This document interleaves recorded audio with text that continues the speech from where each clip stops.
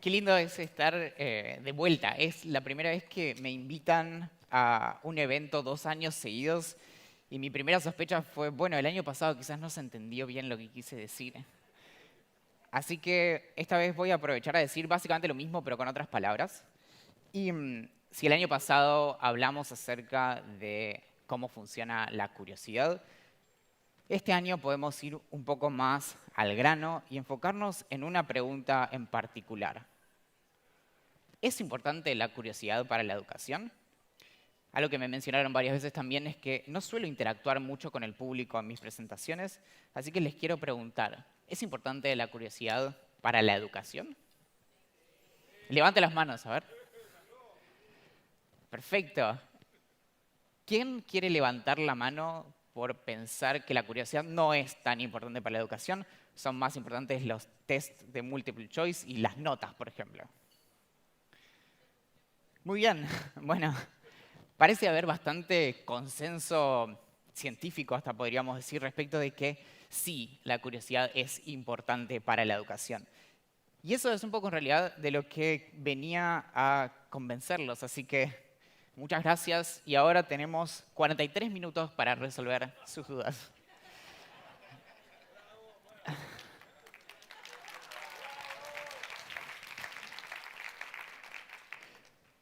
Y sin embargo, parece que hay un problema, ¿no? Como le preguntamos a las personas que trabajan en educación qué es importante y suelen decir un montón de cosas. Entre ellas suelen decir que es importante tener buenos esquemas de evaluación y es importante mantener el interés, pero es muy común que haya un acuerdo en que el asombro y la curiosidad son indispensables para la educación.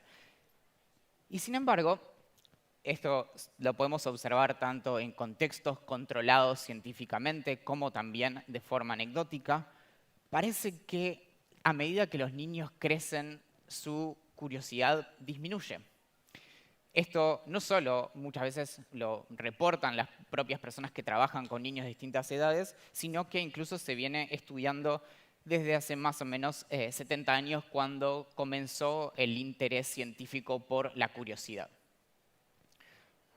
Este es apenas un ejemplo de un estudio relativamente reciente y es importante que cuando mencione estudios científicos tengan en cuenta que está la referencia, pero para cualquier cosa que les muestre seguro haya otro estudio que dice lo contrario y además siempre suelen ser con poblaciones bastante reducidas. En este caso se trata de un estudio acerca de rasgos de la personalidad en niños de 2 a 4 años y medio, casi 320 niños de Bélgica, y luego otro estudio con niños de 580 niños de entre 6 a 17 años. Lo que se hizo fue preguntarle a sus madres en distintos momentos qué tanto estas tres características los representaban, entre muchas otras.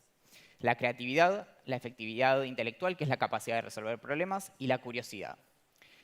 Esperablemente, en los primeros años, lo que las madres reconocían como rasgos de la personalidad de sus hijos era que, si bien la creatividad y la curiosidad aumentaban, pero se mantenían relativamente estables, mejoraba notablemente su capacidad, por ejemplo, para entender cosas rápidamente y poder resolver problemas. Y esto es lo que pasa a medida que los chicos van creciendo. Lo que pasa no es que disminuya necesariamente su curiosidad, su creatividad o su capacidad de resolver problemas, sino que es cada vez menos representativo de sus personalidades. Es menos importante para las personas que son. Esto coincide aproximadamente con el comienzo de la escuela primaria. Oh, no. Por suerte, correlación no implica causalidad, pero sin embargo es un llamado de atención.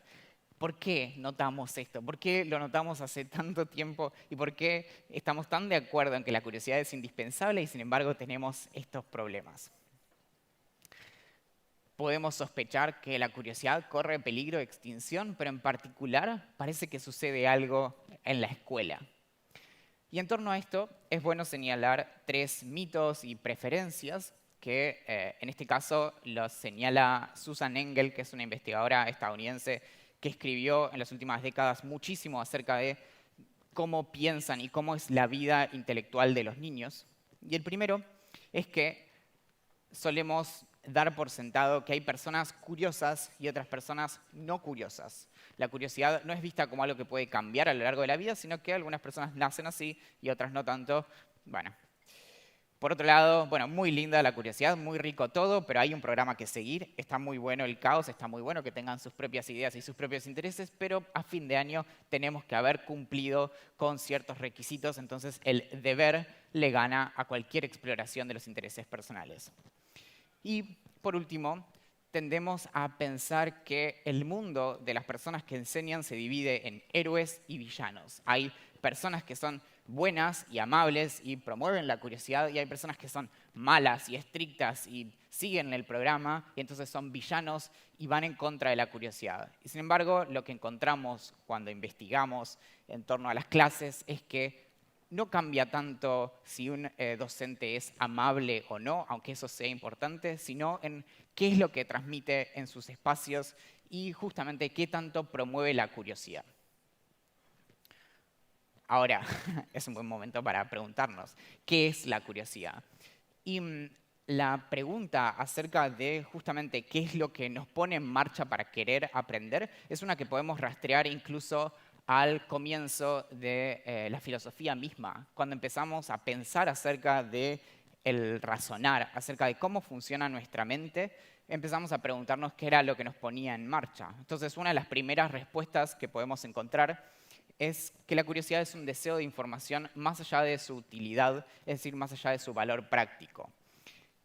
Aristóteles comienza su libro de la metafísica con una frase muy famosa que es los hombres por naturaleza buscan aprender o buscan conocer. Y luego dice, también en el primer libro, los hombres persiguen la ciencia, entendida en sentido amplio como filosofía, por el bien del conocimiento mismo y no por una utilidad práctica. Esto también aparece en Cicerón. Un poquito más adelante, cuando comienza la Edad Media, empezamos a encontrar referencias a la curiosidad como una pasión, es decir, como algo que ya no es tanto del orden de lo racional, sino que tiene que ver un poco más con el cuerpo, tiene que ver con dejarse llevar por cosas mucho más terrenales.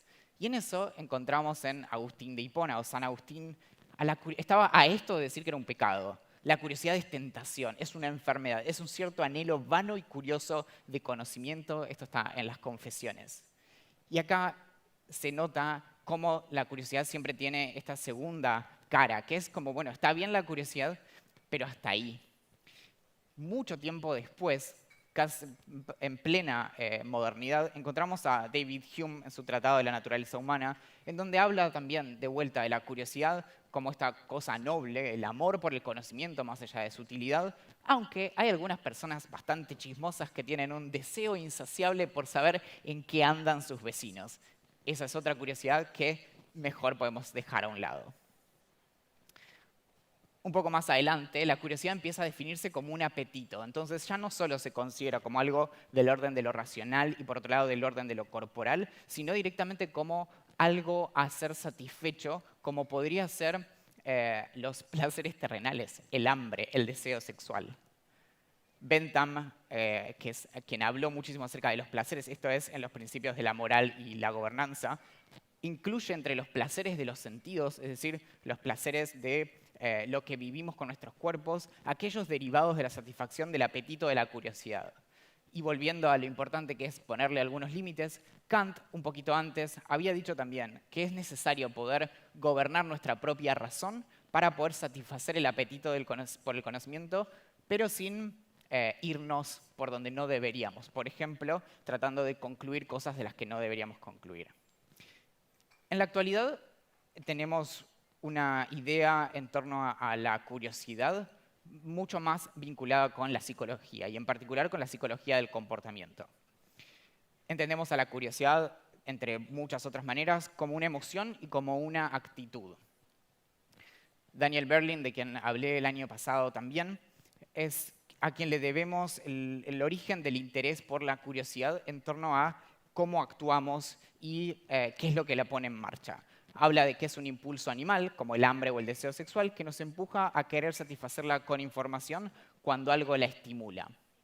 Pero lo que encontramos en esta continuidad de la curiosidad, es decir, la curiosidad no es exclusivamente humana y por eso mató al gato, es que la curiosidad de las personas se distingue del resto de todas las otras especies porque únicamente los humanos buscamos justamente aprender acerca de cosas que no tienen utilidad obvia o inmediata, es decir, cosas que no implican nuestra supervivencia.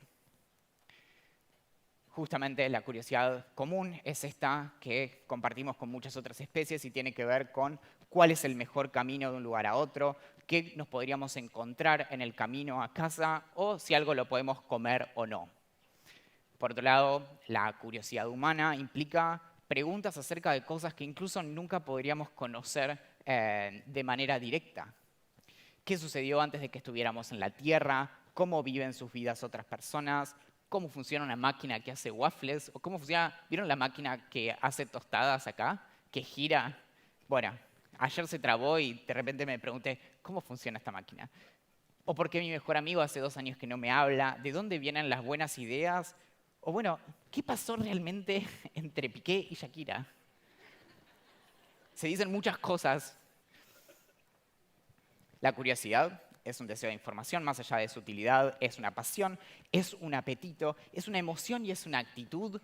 Y olé, olé, olé, olé, olé, olá. La curiosidad es un sentimiento, no puedo parar. Vengo de Argentina y el mundial sigue muy, muy, muy presente. Pero de verdad, la curiosidad es un sentimiento y justamente cuando nos lanzamos a explorar nuestros intereses no podemos separar eso del sentimiento que le da origen. Ese sentimiento es generalmente la sorpresa o el asombro. Y esto es relevante para nuestro desarrollo cognitivo justamente porque nuestras vidas mentales, la forma en la que nos acercamos al mundo está modelado por el asombro. Básicamente está modelado de verdad como si fuera una especie de mármol al que vamos pegándole golpes hasta que va tomando cierta forma. Y esos golpes que vamos recibiendo se dan porque a medida que vamos viviendo, vamos habituándonos al mundo. Empezamos a desarrollar expectativas. Y cuando esas expectativas acerca de cómo deberían ser las cosas se rompen, es que nos sorprendemos. Un bebé cuando está, por ejemplo, lo estamos bañando, de repente prueba con algo que flota y otra cosa flota y de repente agarra algo que no flota y los objetos, como definición, todo objeto flota, pero algo no sucede. Necesita entender por qué. Y justamente en torno a esto es que hay alguien muy famoso, probablemente por la cantidad de colegios que llevan su nombre, que es Piaget, que dice justamente en sus estudios acerca de la infancia temprana que a diferencia de cualquier otra especie, no nos alcanza únicamente con explorar el mundo y ver qué encontramos en él, sino que necesitamos también explicar las cosas, darles sentido. Y en eso necesitamos poder anclar las cosas que nos suceden en una estructura justamente compleja, abstracta, que nos permite entender por qué las cosas son del modo en que son. La curiosidad empieza como este sentimiento de asombro o de sorpresa en respuesta a algo inesperado, pero eso es apenas una chispa. Y si nosotros lo que queremos es una fogata, necesitamos hacer algo más. La curiosidad solo nos enriquece si podemos hacer algo al respecto. Si no, nos incomoda. Es como cuando tenemos hambre y sentimos un olor rico a comida. Y entonces es placentero. Es incómodo porque sentimos hambre, pero pensamos, bueno, pero después voy a ir y voy a ir a comer. Si nosotros tuviéramos hambre y estuviéramos afuera de un restaurante y no pudiéramos ir a comer ahí, eso es doloroso. Pasa algo, por ejemplo, con esta caja que muchas personas acá probablemente no notaron su presencia, pero sin embargo probablemente haya perdido la atención de varias de las personas que están acá presentes pensando como, bueno, ¿y qué va a hacer con la caja? ¿Va a pararse? ¿Qué habrá adentro? Y de repente llegamos a ver qué hay en la caja y abrimos y estaba vacía y era solo una distracción. Y eso es lo que nos pasa muchas veces con nuestras preguntas, ¿no? Como hacemos una pregunta y nos traen una respuesta y de repente es como, bueno, pero no me quedé con nada, solamente me distraje y me perdí los primeros 15 minutos de la presentación. ¿Qué podemos hacer con la curiosidad? En términos de desarrollo de nuestras vidas, lo que hacemos primero es salir al mundo y explorar. Entonces, tenemos a un cachorrito humano y empieza, primero, los primeros 2 meses más o menos, empieza a habituarse al mundo y a partir de los 2 meses empieza a priorizar la novedad sobre lo ya conocido. Entonces, en su cabeza empiezan a aparecerse de manera difusa preguntas como, ¿qué es esto? ¿Se puede comer? ¿Qué pasa si abro un cajón y saco todo lo que hay adentro? ¿Qué pasa si desenrollo el papel higiénico? ¿Qué podría pasar? O también, ¿qué hay en el fondo de una maceta si la doy vuelta y le saco todo? ¿Qué pasa si toco todos estos botones? O incluso, ¿qué hará el gato si le tiro de la cola? Los niños parecen seguir de manera aproximada el método científico. Primero van al mundo y recolectan datos, luego forman hipótesis respecto de aquello que conocieron, luego experimentan en torno a la nueva información, hacen un análisis, luego reportan esos resultados y por último lo comparten con la comunidad científica. ¿Y cómo se mide la curiosidad? Porque si estamos hablando de que a lo largo de las vidas varía qué tan curiosos y curiosas somos, entonces deberíamos tener una buena manera de poder indicar, como en el estudio que les había mostrado, si los niños efectivamente son más o menos curiosos a medida que pasa el tiempo. Y no es algo fácil de responder. De hecho, la mayoría de estudios, hasta hace no mucho tiempo, se enfocaban en medir la curiosidad, sobre todo en la infancia temprana, a partir del comportamiento de exploración. ¿Qué tanto exploran los niños? ¿Y cómo medimos eso? Bueno, nuestros y nuestras admirables científicos y científicas lo que hicieron fue pensar en, bueno, vamos a usar lo que se llama una caja de la curiosidad, que es muy parecida a esta, que no tiene nada que ver, pero me servía de ejemplo. Esto es de la presentación de una serie de Guillermo del Toro. Y las cajas de la curiosidad de verdad eran muy parecidas a estas, son muy parecidas a estas. Suelen ser cajas de madera o el material que sea, con puertitas y con botones y con cajones en los que en algunos meten algunos juguetes y en otros no, y a veces algunos botones hacen algunas cosas y otros no y demás. Entonces lo que hacen es lo que hacen los científicos, ¿no? Ponen una habitación, ponen esa caja, lanzan un montón de niños ahí y después se ponen a anotar y dicen, bueno, este tocó muchos botones, este abrió muchas puertitas, este tardó un poco más, este es más curioso, este es menos curioso, ¿a qué hora es el almuerzo? El problema de esto es que suele dejar muchas cosas de lado, pero además tiene algo muy relevante, que es que cuando salimos al mundo a explorar, la curiosidad sale de nuestra mente y empieza a desplegarse y por lo tanto se vuelve intersubjetiva, ya no es íntima, ya es algo que el resto del mundo puede mirar y puede juzgar. Entonces, la curiosidad de los niños depende de cómo los adultos a su alrededor los miren y de lo que les digan. Pero no solo eso, sino que la curiosidad de los niños no está vacía de contenido como la caja que les había mostrado antes. De hecho, una de las cosas que suelen encontrar este tipo de estudios es que las personas autistas tenemos menos curiosidad que el resto de la población. El problema de afirmar algo así es que algunos de los niños a los que les muestran una caja con un montón de puertitas y botones no sienten curiosidad, pero si los dejan en un zoológico o en un terrario o en un acuario o los meten en una fábrica de autos, los niños no pueden más de todas las cosas que quieren entender. Justamente porque los niños son muy selectivos con lo que quieren conocer y es muy difícil decirle, no, no, esa caja está muy buena, fíjate todas las puertitas que tiene, créeme. Los niños desean qué quieren explorar y justamente son más curiosos, se muestran de manera más curiosa, observablemente, con nuestras anotaciones y cronómetros, sobre lo que les asombra, pero sobre todo se animan a salir al mundo y a explorar cuando se sienten seguros desde el punto de partida, cuando saben que si van y abren las puertitas va a estar todo bien, cuando saben que si sacan las cosas de la maceta, bueno, lo siento por la planta, pero estaba haciendo un experimento científico, como escuchamos ayer también. y saben que pueden seguir preguntando y van a estar acompañados y va a haber un helicóptero esperándolos si pasa cualquier cosa cuando tratan de trepar la montaña de su curiosidad. Lo siguiente que pasa, que es bastante mágico, cuando se adquiere ciertas capacidades de segundo orden, ciertas capacidades ejecutivas y sobre todo la capacidad de abstracción, es que aparecen las preguntas.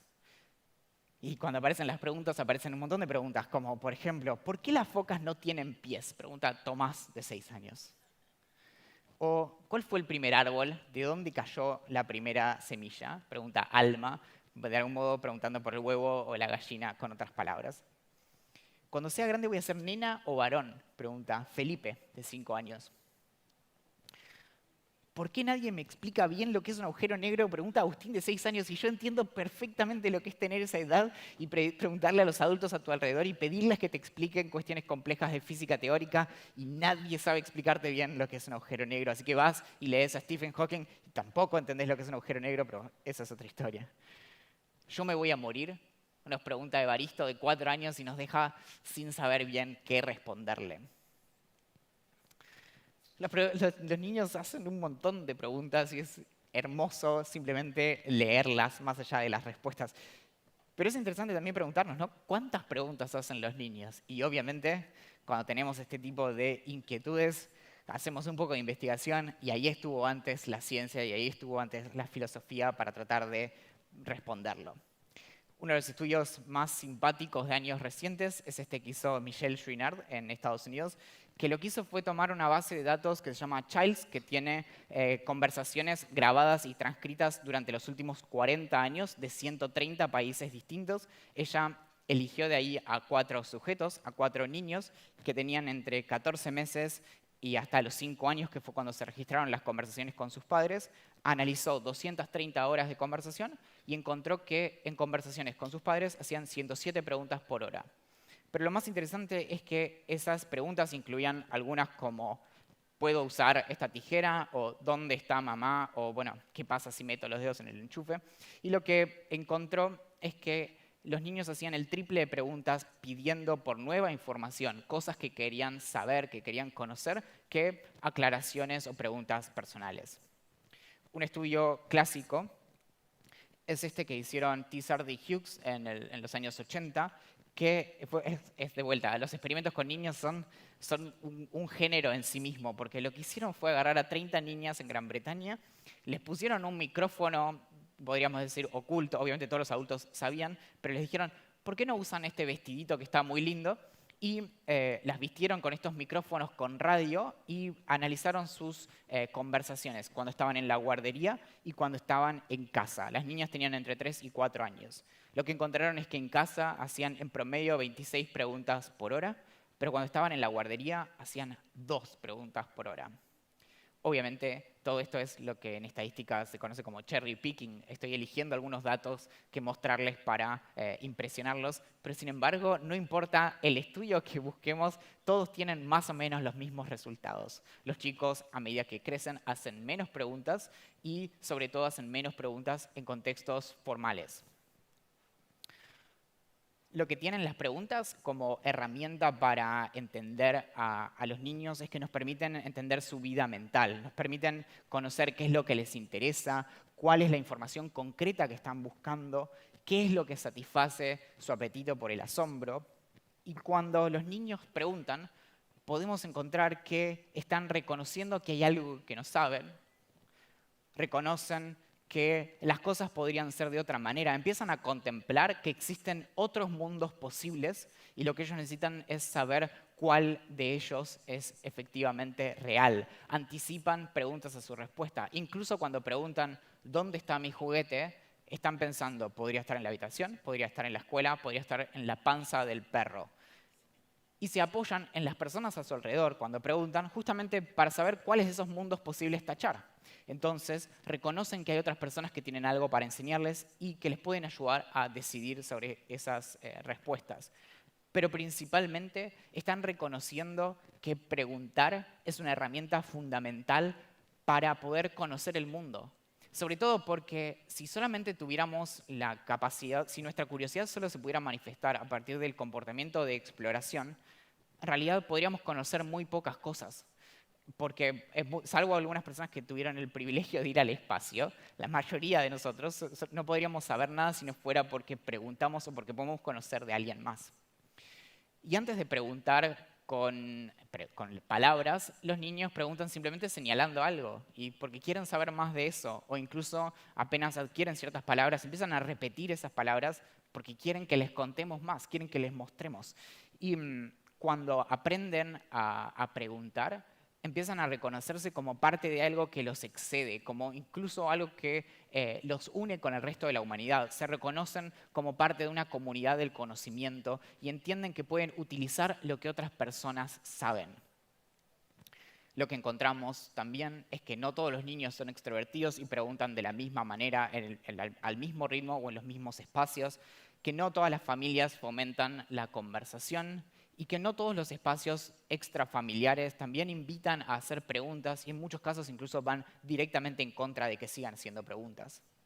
También descubrimos que no todas las preguntas son iguales y en esto también podemos rastrear cierta evolución. Primero, los niños preguntan acerca de situaciones y objetos, preguntan acerca de qué es eso o para qué es eso, y luego pasa ese momento absolutamente mágico en el que brota el por qué. Y los niños empiezan a pedir explicaciones y no se cansan y no se cansan hasta que se van a dormir, hasta que los hacemos irse a dormir, hasta que nos quedamos sin tiempo. Y a veces surgen estas grandes preguntas. Habiendo estudiado filosofía, las grandes preguntas son básicamente a través de lo que transcurre mi vida y es obviamente insoportable. Pero hay algunas grandes preguntas que son particularmente interesantes porque fueron hechas por algunas personas muy, pero muy pequeñas. Mi interés en las grandes preguntas era previo a haberme topado con esto, pero a principios de 2020, el 3 de enero, este usuario de Twitter sube las preguntas que había hecho su hermanita Sophie, de 12 años, que eran esta lista. Y él decía, son el sueño del filósofo. ¿Por qué el agua moja? ¿Cuántos estados tiene el fuego? ¿Existe la reencarnación? ¿Por qué los animales no pueden hablar? Cuando crearon el reloj, ¿cómo sabían la hora del tiempo? ¿Cómo le ponían el nombre a las cosas sin saber lo que eran? Y cuando vi estas preguntas yo me acordé de estos libros. Salieron hace más o menos 10 años, los compiló una autora británica que se llama Gemma Elwyn Harris, que escribió estas grandes preguntas hechas por personas muy pequeñas y respondidas por algunas personas muy grandes o muy importantes. Lo que ella hizo fue compilar preguntas de todo Gran Bretaña, de niños desde que podían hablar hasta más o menos los 15 años, y luego se las envió a personas como Stephen Hawking, justamente para que le explicaran a Agustín, bueno, cómo funciona un agujero negro. Y yo pensé, ¿por qué no intento hacer lo mismo? Porque si vivo de meterme en problemas, uno más. Entonces me propuse tratar de responder algunas de estas grandes preguntas. 2 días más tarde, tengo desde el 2017, todas las semanas escribo un newsletter que se llama Cómo funcionan las cosas. Si buscan en Google cómo funcionan las cosas, lo van a encontrar bastante rápido. Y ahí trato de responder mis propias inquietudes acerca de cómo funcionan las hamacas, cómo funciona pedir perdón, cómo funcionan los abrazos, cómo funcionan los fósforos o los payasos, vampiros y dragones. Y en este caso dije, bueno, ¿qué tal si trato de explicarle a Sophie de 12 años algunas de las cosas que le preocupaban? Todos estos textos venían encabezados con estas palabras. Las preguntas que hacen los niños suelen causar perplejidad. Por lo general, o bien no sabemos la respuesta, o bien la que recordamos está a medias y no necesariamente es satisfactoria para la persona que está preguntando. Y este va a ser un atolondrado intento por intentar responder algunas de esas grandes preguntas. Como por ejemplo, ¿por qué dicen que los gatos tienen 7 vidas? Preguntaba Sophie aquella vez. Una primera respuesta podría ser, no sé. O bien podría ser simplemente del sentido común. Bueno, obviamente dicen que los gatos tienen 7 vidas porque se meten en problemas y tienden a sobrevivir. O bien podemos tomarnos la tarea con seriedad y decirle, bueno, muy bien, en 1987 se llevó a cabo un estudio en la ciudad de Nueva York en la que tomaron el análisis de 130 gatos que habían llegado a guardias veterinarias habiendo caído de espacios muy altos y encontraron que el 90% de ellos había sobrevivido a la caída. Este tipo de esquema, en realidad lo conocemos de los memes de internet, es básicamente esto, ¿no? Como, no sé, siempre están metiendo problemas, eso hizo un estudio. Sofi, vení, vamos a leer un paper. Mi respuesta, en realidad, trató de ir a lo que se nos suele escapar cuando escuchamos la pregunta de un niño, ¿no? Como, no es por qué los gatos tienen 7 vidas, que era lo que estaba respondiendo antes, es por qué dicen. Entonces podemos preguntarnos, ¿y quién dice que los gatos tienen 7 vidas? Bueno, en realidad en castellano solemos escuchar 7 vidas, pero también tenemos muy presente que los gatos tienen 9 vidas, porque eso es como se lo conoce en inglés. Y en particular, una de las primeras apariciones en inglés de las 9 vidas de los gatos es en Romeo y Julieta en 1595 de Shakespeare. Obviamente, Sophie merece que le digamos que probablemente Shakespeare dijo eso porque los gatos tienden a meterse en problemas más que otras mascotas y tienden a sobrevivir. Pero también es interesante volver a por qué dicen. Y en eso sabemos que no en todos lados dicen que tienen 7 vidas. Por ejemplo, en países de habla hispana tienen 7, en los que hablan inglés tienen 9 y en otros tienen 6, como en Turquía o en algunos países árabes. Y lo más importante, obviamente, es el consenso científico que los gatitos son lo mejor. Después tenemos preguntas, ¿no? Como Tiziano, que pregunta con sus 7 años, ¿por qué la gente llora cuando está triste? Y entonces también, de vuelta, ahí acecha el sentido común del que los adultos solemos estar mucho más orgullosos de lo que deberíamos. Gran parte de nuestras respuestas, cuando nos hacen preguntas y las buscamos, es como, no tenía ni idea y toda mi vida estuve confundido respecto de lo que me estaban preguntando. Por ejemplo, y les dejo y no les voy a decir la respuesta, ¿de dónde viene la madera de los árboles? La mayoría de ustedes están equivocados. Las personas lloran porque no se sienten bien, ¿no? Suena como una respuesta, tiene toda la apariencia, pero en realidad es absolutamente circular, porque Tiziano, que es bien pillo, nos va a decir, no se siente, pero ¿por qué no se sienten bien? ¿Y por qué lloran cuando no se sienten bien? Y volvemos al punto de partida. A veces los niños, cuando hacen sus preguntas, también se encuentran con un poquito de masculinidad tóxica, ¿no? Entonces, las personas lloran porque son débiles. Las personas no deberían llorar, así que deja de llorar. Y a veces sucede algo que es bastante difícil de explicar desde la ciencia, porque no es nada menos que mágico.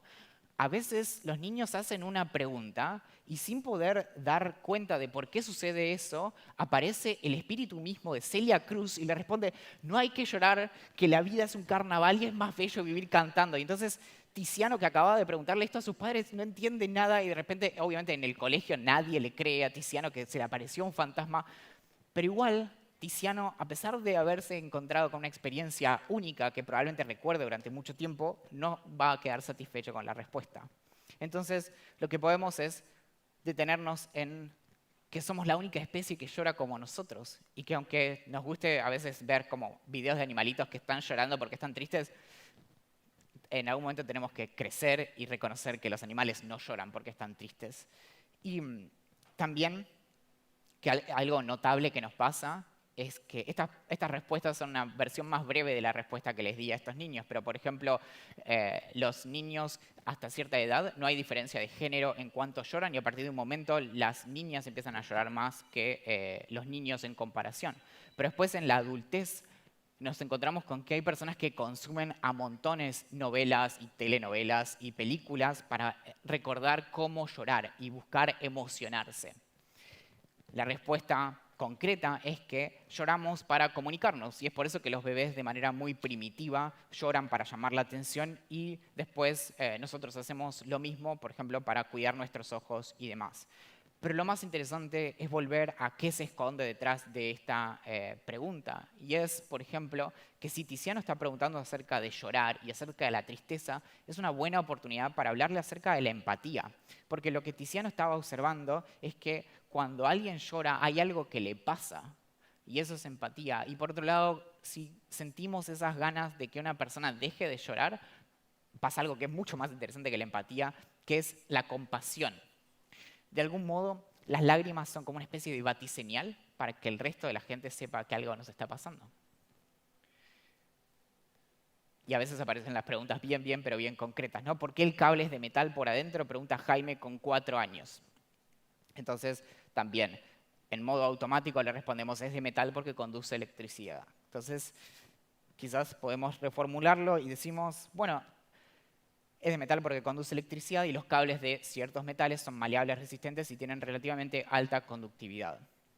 Pero cuando los niños preguntan, muchas veces lo que sucede es que nos agarran en un mal momento. Entonces, de repente, tenemos que responderle, ahora no, Jaime, espera, que tengo que ver cómo volver a conectar la luz de toda la casa. Después hablamos acerca de los cables y los metales. Una primera respuesta es efectivamente esta, ¿no? Conducen mejor la electricidad, pero no todas las cosas conducen igual la electricidad. Por ejemplo, los metales o ciertas mezclas como agua con sal conducen mejor la electricidad, mientras que madera, plástico o aire conducen mal la electricidad. Justamente por eso es que en esta pregunta también se esconde que los cables están adentro tienen metal, pero afuera tienen plástico. ¿Y por qué tienen plástico? Porque el plástico nos protege y por eso podemos manipularlo. ¿Y por qué necesitaríamos plástico para manipularlo? Bueno, porque las personas estamos hechas mayormente de agua y sales, por lo tanto funcionamos un poquito como cables y es por eso que no tenemos que meter los dedos en el enchufe. Obviamente lo digo por experiencia. La curiosidad, hay varias maneras de clasificarla y es muy divertido hablar de eso, pero ya lo hablamos en otra oportunidad. En este caso podemos distinguir dos vertientes por separado. Una es la curiosidad específica, ¿no? Queremos conocer un dato por su utilidad inmediata y práctica. Se me acerca alguien por la calle y me pregunta dónde está la farmacia más cercana, entonces yo le digo, bueno, curiosamente, las farmacias, en realidad antes no eran farmacias, eran lugares en donde se expedían hierbas medicinales. A todo esto la persona estaba a 3 cuadras diciendo, no puedo creer el psicópata con el que me acabo de cruzar. Era mejor decirle, es acá a 2 cuadras. Hay otro tipo de curiosidad que es la curiosidad diversiva, cuyo nombre viene precisamente de la diversión, de irse por las ramas, de irse por distintos caminos. Y esas son las que buscan justamente esta cuestión tan animal del apetito por el asombro y merecen respuestas que nos inviten a seguir preguntando. Y a veces aparecen preguntas que nos presentan con una oportunidad para justamente que los niños se diviertan, en el sentido de que se vayan por un montón de caminos que no contemplaron antes y nos permite mostrarles que si ellos lo persiguen, el interior de su mente hacia adentro puede ser infinito. Y de ese lugar de donde salió una pregunta pueden seguir saliendo otras. Y de hecho, si pudiéramos hacer electricidad con las preguntas, no tendríamos crisis energética alguna. Y a veces aparecen estas preguntas, ¿no? Como Amélie, que le pregunta con sus 3 años a la mamá, ¿todos nos vamos a morir? Y nosotros decimos, bueno, sí, o sea, y ahora, bueno, hablemos en un rato. Y este tipo de preguntas son las que nos descolocan porque son aquellas para las que no tenemos ni una respuesta definitiva, ni siquiera sabemos la respuesta nosotros. Y esta es una pregunta que en algún momento me tuve que cruzar y encontré una respuesta que me pareció muy bella. Es la respuesta que da en uno de sus libros el biólogo evolutivo Richard Dawkins. Dice que sí, que todos nos vamos a morir y que por eso tenemos mucha suerte, porque la mayoría de las personas no se va a morir nunca. En mi lugar, en el de todos ustedes, en el lugar de Amélie, podrían haber existido un montón de otras combinaciones posibles, un montón de otras personas posibles, pero ninguna de ellas va a nacer. Y esto lo sabemos porque sabemos cómo resultamos las personas, que resultamos de la combinación de otras, generalmente de papá y mamá. Y sabemos que las personas que existen y que existieron son muchas menos que potencialmente las que podrían haber existido. Entonces, efectivamente, haber nacido y poder hacernos preguntas no es poca cosa. Y de hecho, morir luego de haber vivido es un premio en el que la mayoría de las personas no se detiene a pensar. Aunque todos vamos a morir, eso significa que pudimos existir en primer lugar y eso ya es un montón. No sé qué habrá pensado Amelie de esa respuesta, pero los chicos hacen muchas, pero muchas preguntas de todo tipo, ¿no? Maxi, de 10, pregunta, ¿para qué fuimos creados los seres humanos? Y ahí brota de vuelta la filosofía y el existencialismo. Y Maxi, ¿qué te puedo decir?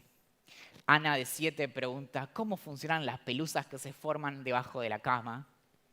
Y ahí vemos que Ana muy probablemente puede ser una gran científica si seguimos empujando a que analice pelusas.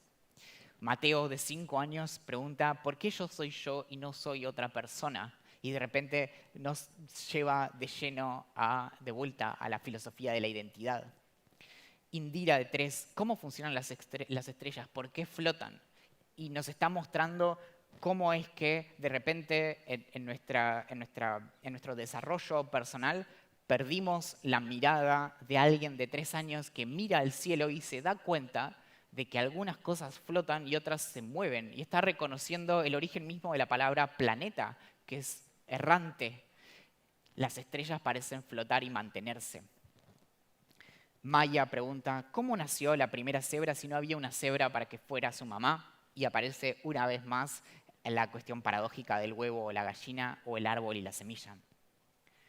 Andy, de 6 años, pregunta, ¿qué es la vergüenza? Y lo primero que pensamos es, Andy, seguro que sos un sinvergüenza, porque si tenés que estar preguntando eso... O Francisco, de 5, ¿por qué estoy en esta familia y no en otra? Y nos hace pensar en el contexto, ¿no? Como, ¿por qué estoy en esta familia y no en otra? Como, en esa familia le dan postre. Paz pregunta también a sus 4 años, ¿por qué me persigue la luna? Y no sé si lo notaron, pero a todos ustedes también los persigue la luna. ¿Y por qué? O Ulises, de 3 años, ¿por qué cuando alguien dice gracias tenemos que responder de nada? Y algo interesante es que Ulises no sabe que no en todo el mundo se responde de la misma manera. Por ejemplo, en inglés decimos, sos bienvenido. Tiziano, de vuelta, ¿cuándo somos viejos? ¿A qué edad empieza eso? Ay, Tiziano, las veces que me veo en el espejo y encuentro un pelito blanco y digo, ya empezó, a esta edad ya soy viejo. Los niños hacen muchas, pero muchas preguntas y se merecen justamente que hagamos un esfuerzo por responderles, porque sus preguntas son muy, pero muy importantes. No están preguntando porque se aburren, porque quieren llamar la atención, porque quieren practicar el idioma, sino que están preguntando porque aún no perdieron la fascinación con el mundo increíble en el que tenemos el privilegio de existir. Y es muy importante que reciban buenas respuestas. Ahora viene la pregunta, ¿qué hace a una buena respuesta? Que lleve a más y mejores preguntas. Y ahí vamos a poder evaluar cómo estamos haciendo nuestro trabajo. No solo a un niño al que le respondemos le estamos compartiendo información y le estamos enseñando y lo estamos educando y demás, sino que le estamos enseñando un montón de cosas a través de cómo actuamos que son igualmente importantes. Por ejemplo, que preguntar está bien, que perseguir la curiosidad puede ser útil, admirable, noble, incluso placentero y divertido. Puede ser inagotable y también a veces un poco peligroso, ¿no? Desde la infancia hasta que los chicos empiezan a vincularse con el conocimiento de otra manera en la escuela primaria, buscan señales en los adultos para saber cómo responder a lo que sucede a su alrededor. Y como lo escuchamos antes de parte de Hernán, ese primer momento de hipermaleabilidad de nuestro cerebro marca el resto de nuestro desarrollo cognitivo. Entonces, por eso es que los chicos están buscando cómo interpretar lo que les pasa a su alrededor, por qué las cosas son del modo que son, y a partir de eso también es que pueden moldearse y disponerse distinto hacia el mundo, porque la explicación que les hayamos dado puede volcarlos a que intenten ser astronautas o a que abandonen completamente ese sueño. Aprenden de nosotros cómo interactuar con el mundo, no solo en torno a sus cosas, sino también en torno a sus personas. Y el principal factor que nos disuade de perseguir la curiosidad es la ansiedad. Es el miedo a lo que va a pasar si sigo preguntando. Es el miedo a abrir cajitas o sacar el contenido dentro de una maceta. La curiosidad de los niños no surge espontáneamente como la expresión de su material genético, porque algunos niños nacieron curiosos y otros no tanto. Y desafortunadamente la curiosidad tampoco va a surgir de forma espontánea porque los pongamos en espacios que sean más o menos asombrosos. Todas esas cosas cumplen algún rol, pero no sirven de nada si en realidad no acompañamos el surgimiento de la curiosidad y el desarrollo de la curiosidad de los niños con nuestras propias acciones en torno a ellos. En algún sentido es cierto que la curiosidad corre peligro en la escuela y en realidad es esto, por algo lo estamos discutiendo. Si todo esto estuviera resuelto, este evento no tendría sentido que se llamara asombro, no habría nada de lo que convencer a nadie y estaríamos todos básicamente de acuerdo viviendo en nuestras colonias en la luna. Y sin embargo, encontramos esto de que parece correr peligro en la escuela y que parece que es un entorno en donde las preguntas empiezan a agotarse, se empieza a apagar la llama. Pero también es muy difícil pensar un lugar en donde tengamos una mayor oportunidad para promover y contagiar este amor por el conocimiento. Para no dejarlos únicamente con el típico trabajo que hacen los filósofos cuando los suben a un escenario, que es ser pesimistas y dejar como, bueno, está todo mal lo que están haciendo todos, nadie entiende las cosas, nosotros tampoco, pero ustedes seguro que no. Les quería dejar estas 4 sugerencias que comparte Susan Engel en su libro. Y una de las primeras es un poco trillado, ¿no? Que está bien que haya un poco de desorden en el aula. Es bastante difícil pensar que va a surgir de forma orgánica la creatividad y la curiosidad de un espacio que está excesivamente ordenado o reglamentado. Luego, enfocarnos en tomar las preguntas como un objetivo pedagógico directamente, descubrir qué es lo que queremos hacer y luego tratar de identificar cómo podemos obtener ese conocimiento es una actividad mucho más interesante que simplemente responder una pregunta que Google nos puede responder en un minuto. Y es por eso que Google es el mejor amigo de la curiosidad. Una de las cosas que podemos enseñarle a los niños de manera muy práctica es el valor de la ignorancia. Cuando un docente agarra y busca en clase algo en Google, está reconociendo que no sabe, que el conocimiento está ahí afuera, que se puede obtener y que si a ellos les pasa lo mismo, pueden hacer eso. Luego, aunque no tenemos una manera muy efectiva de de medir la curiosidad, lo que podemos hacer es simplemente contar el número de preguntas. Si a principio de año se hacen la misma cantidad de preguntas que a fin de año, entonces quizás nuestra intervención no fue muy buena. Y algo que es sumamente incómodo es que tenemos que también enfocarnos cuando leemos y buscamos las credenciales de las personas a las que contratamos, que la curiosidad figure entre las cosas que caracterizan a esa persona. Necesitamos que en las aulas haya personas curiosas y queremos que esas personas puedan contagiar cierta relación muy particular con el conocimiento. Quería dejarlos con esta frase que me pareció muy linda, esta es de Plutarco, de Peritu tou ageion. Ugas ar ageion o nous apopleios, o bueno, mejor en castellano. La mente no necesita ser rellenada como un recipiente, sino alimentada como un fuego a mantener encendido, para crear en ella el impulso de investigar y el deseo hacia la verdad. Esto lo dice en un texto acerca de cómo escuchar correctamente una clase. Hay ciertas respuestas que mantienen viva esta llama de la curiosidad, que nos asombran, nos incomodan, nos inquietan y nos dan ganas de seguir preguntando. Y hay respuestas que solo buscan que dejemos de preguntar. Tenemos esta responsabilidad enorme y el privilegio de lograr que los niños sigan preguntando y tenemos que seguir trabajando para que nunca dejen de preguntar. Quizás si lo que nos está preocupando es el lugar que ocupa la curiosidad en la escuela, solo tengamos que hacernos algunas grandes preguntas y creo que se me ocurre exactamente a quiénes podemos pedirles ayuda. Muchas gracias.